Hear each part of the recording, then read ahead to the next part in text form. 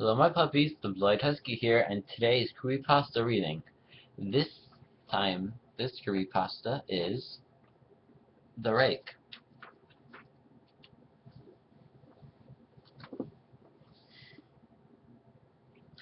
During the summer of 2003, events in the northeastern United States involved a strange human-like creature sparked brief local media interest before an apparent blackout was enacted. Little or no information was left intact, as most online written accounts of the creature were mysteriously destroyed, primarily focused on rural New York State and once found in Idaho. Self-proclaimed witness told stories of the encounter with a creature of unknown origin. Emotions ranged from extremely traumatic levels of fright and discomfort to an almost childlike sense of playfulness and curiosity. While their published versions are no longer on record, the memories remained powerful. Several of the involved parties began looking for answers that year. In early 2006, the collaboration had accumulated nearly 24 documents dated between the 12th century and present day, spanning 4 continents. In almost all cases, the stories were identical. I've been in contact with a member of this group and was able to get some excerpts from their upcoming book. A Suicide Note, 1996. As I prepare to take my life, I feel it necessary to talk about any guilt or pain I have introduced through this act. It is not the fault of anyone other than him. For once I have awoke and felt his presence. And once I awoke and saw his form. Once again I awoke and heard his voice. I looked into his eyes. I cannot sleep without fear, or of what I next wake to experience. I cannot ever wake. Goodbye. Found in the same wooden box were 2 empty envelopes addressed to William and Rose, and one loose personal letter with no envelope. Dearest Lenny, I pray for you. He spoke your name. A journal entry translated from Spanish, 1880. I have experienced the greatest terror. I've experienced the greatest terror. I've experienced the greatest terror. I see his eyes when I close mine. They are hollow black. They saw me and pierced me. His wet hand. I will not sleep. His voice. Unintelligible, readable text. A Mariner's Log, 1691. He came to me in my sleep. From the foot of my bed, I felt a sensation. He took everything. We must return to England. He shall not return here again. At the request of the Rake. From a witness in 2006. 3 years ago, I had just returned from a trip from Niagara Falls with my family on the 4th of July. We were all very exhausted from a long day of driving, so my husband and I put the kids right to bed and called it a night. At about 4 a.m. I woke up thinking my husband had gotten up to the restroom. I used the moment to steal back the sheets, only to wake him in the process. I apologized. I told him I thought he got out of bed. When he turned to my face, he gasped and pulled his feet to the end of the bed so quickly his knees knocked me out off the bed. Then he grabbed me and said nothing.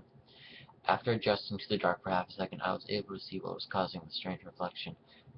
At the foot of the bed, sitting and facing away from us, there was what appeared to be a naked man, or a large hairless dog of some sort. Its body position was disturbing and unnatural, as if it had been hit by a car or something.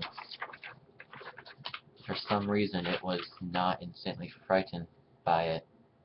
I was not frightened by it, but more concerned as of its conditions. And at this point, I was somewhat under the assumption that we were supposed to help him. My husband peered over his arm and he tucked in the fetal position, occasionally glancing at me before returning to the creature. In a flurry of motion, the creature scrambled along the side of the bed and then crawled quickly in a flitting motion.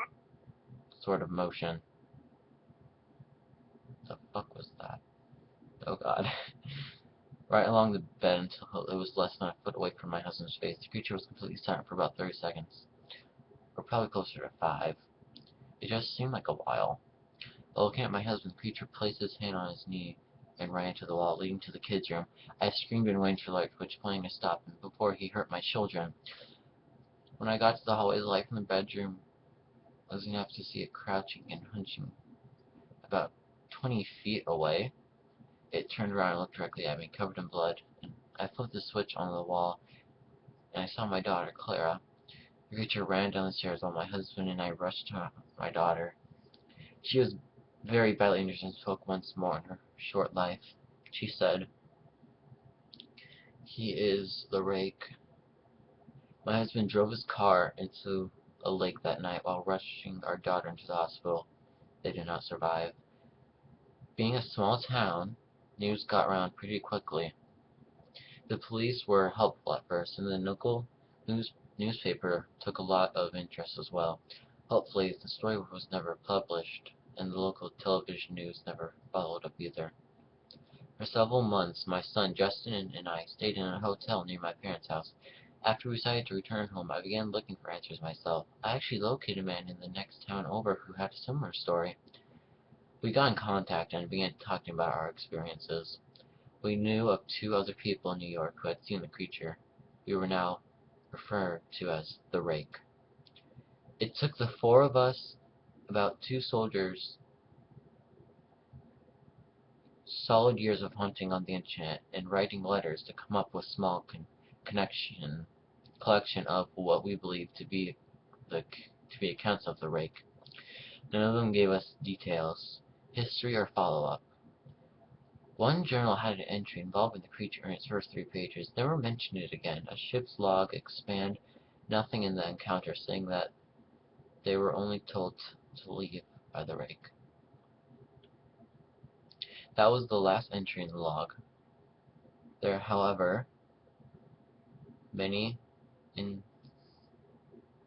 instances where the creature's visit was one of a series of visits with the same person.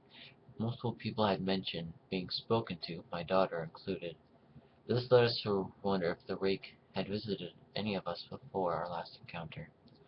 I set up a digital recording near my bed, left it running all night. Every night for 2 weeks I would curiously scan through the sound of me rolling around in my bed each day when I woke up. But at the end of the 2nd week, I was quite used to the occasional sound of sleeping while blurring through the recording at 8 a.m. the normal speed. This took almost an hour every day. On the first day of the 3rd week, I thought I heard something different. What I found was a shrill voice. It was the Rake. I can't listen to it long enough to begin to transcribe it. I hadn't let anyone listen to it yet.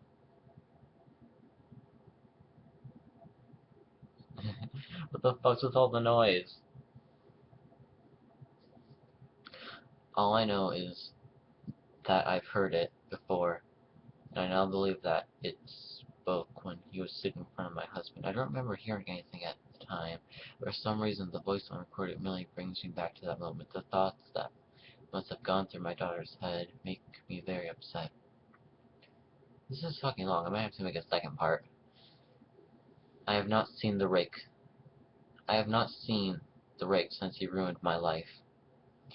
But I know that he has been in my room while I sleep. I know and fear that one night I'll wake up to see him staring at me.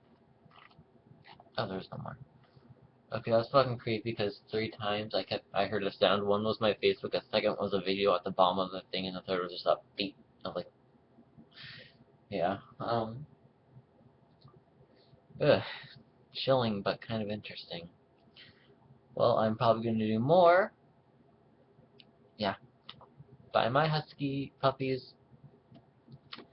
Bye, puppies.